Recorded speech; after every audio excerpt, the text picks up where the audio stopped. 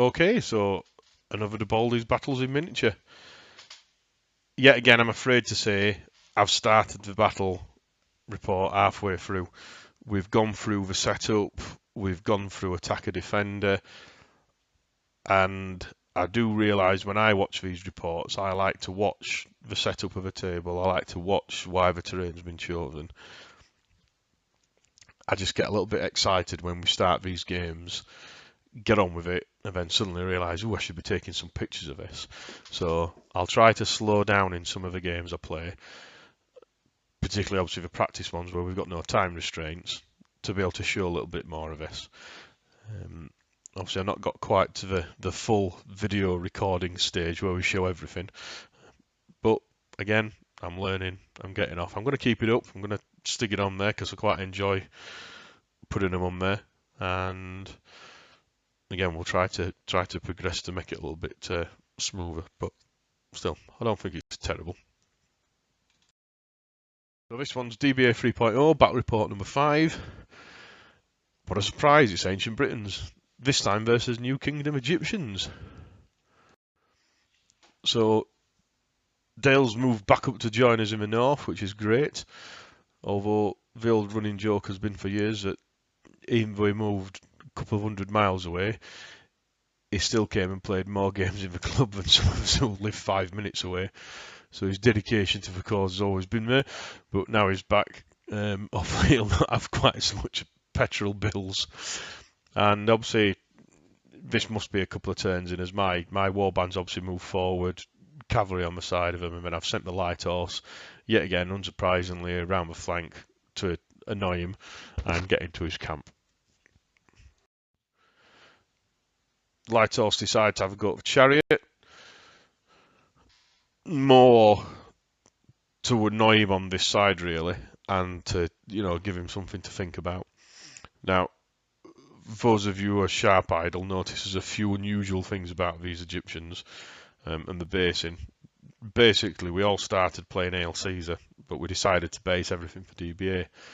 Now, obviously, my chariot's a nice short and squat things, but these chariots are nice, lovely, elongated ones, so he's put one slightly bigger bases.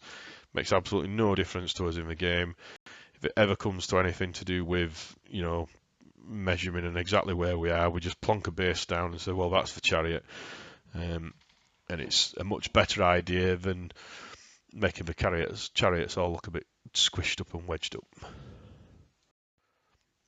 Here's my other unit of light horse, going after some more suckling pig.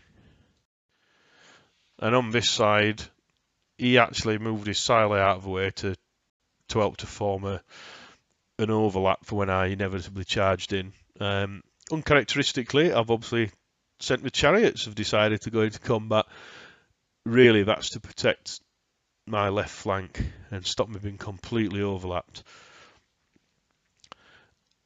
I'll definitely start to do another force of an Ancient British, although I do love them. I absolutely love the simplicity of them. Point them forward, run, hope for the best. But obviously I always feel obliged to put them in lines of 2, so I've got some extra support. It always means I'm massively overlapped and my frontage is a lot shorter. I've seen a lot of people saying, well, interspace them, so you've got a unit of 2, a unit of 1, unit of 2, unit of 1, which is great when I get to attack because I get to choose where the combats are, but not so good when the enemy attacks me because obviously clearly they're going to attack the single bases.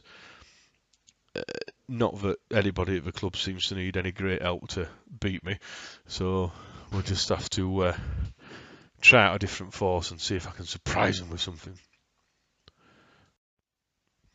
Here we go. Here's my my boss actually goes in and takes out a unit of Egyptians, so it's first blood to me. Unfortunately, it's then second blood to the Egyptians, and there's all sorts happening here. He's pushed me back, pushed my warband back, some of his blades have advanced, and it's made it really messy, which is one of the things I absolutely love about this game. You can all start off looking really nice and symmetrical, and before you know it, it's just evolved into a complete mess. And of course, it's at times like this when you need 2 or 3 dice pips to get a little master plan going, and you know you're always going to roll a 1.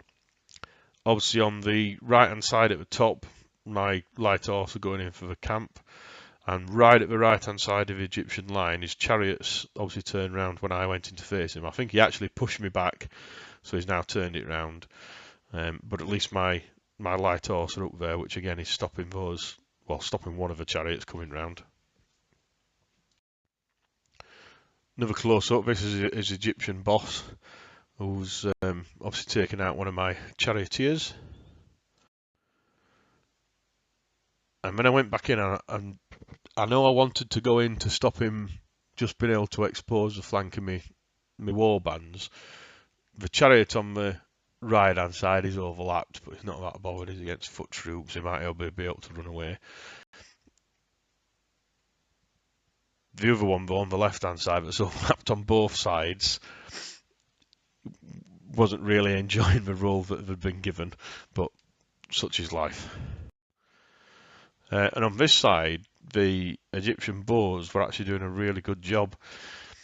He was taking pot shots at me, he was knocking people back, he was annoying me, and then he had no problems with sending them in when he thought he had a good chance, and he'd actually send them in like he has done now, to fight combat as well. Top of the picture, chariots have had enough of them light horse going after the camp, so they've gone in. And my light horse on this side's again been pushed back by that chariot. There we go. There's another warband taken out, this time by the archers. Obviously not shooting at them, they're doing it in combat. Obviously on each side, so I can't escape.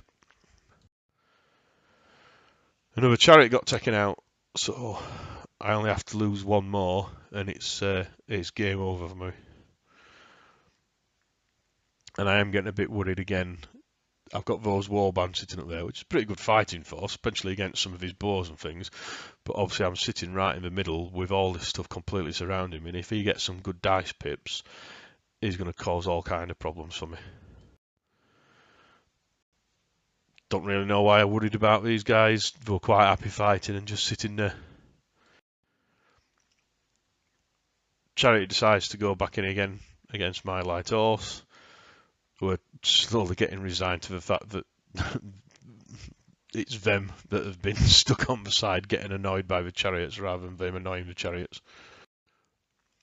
And up here, my light horse got pushed back, so I'm now actually against the edge of the table. So unlike on the side, where I believe if you recoil or flee, you flee down the edge of it, if it's done on the enemy's board edge or my board edge, it counts. I can't get pushed back and I die. So obviously if these lose combat again, that's it. On this side, the archers line up, so the archers decided to start really annoying me and start taking pot shots at my boss to see if they could kill him without having to risk themselves. And there we are again. The light horse look ever so slightly out of alignment, but they were actually meant to be lined up straight edge with that table. So my boss decides he doesn't like being shot at and he wants to run in. He knows he's flanked or overlapped, should I say. He really doesn't care. He just wants to go in and stop being shot at. Unfortunately, the top of the picture, I've not put one of my famous skull markers, but you can see that clearly there's nothing in front of that cavalry, and that's because they've managed to kill the light horse, which was game over, unfortunately. Just as I thought I might start to get over and get some points for taking out these bows, all of a sudden the game was over.